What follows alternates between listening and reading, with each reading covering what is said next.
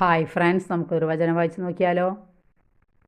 ലോകത്തിൽ നിങ്ങൾക്ക് ഞെരുക്കങ്ങൾ ഉണ്ടാകും, എങ്കിലും ധൈര്യമായിരിക്കുവിൻ, ഞാൻ ലോകത്തെ ജയിച്ചിരിക്കുന്നു.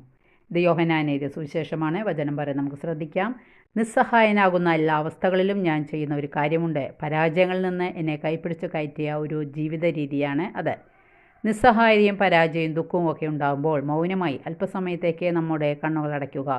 അപ്പോൾ ഏതാണ്ട് നമ്മുടെ ഹൃദയഭാഗത്തായി ഒരു വേദന പോലെ, എന്തോ ഒരു അസ്വസ്ഥത, ശൂന്യത നമുക്ക് വ്യക്തമായി അനുഭവിക്കാൻ സാധിക്കും. എന്നിട്ട് ക്ഷമയോടെ ഏറ്റുപറയുക, എൻ്റെ ഈശോയെ, അങ്ങനെ അനാഥനായി വിടുകയില്ലെന്ന് പറഞ്ഞിട്ടുണ്ടല്ലോ.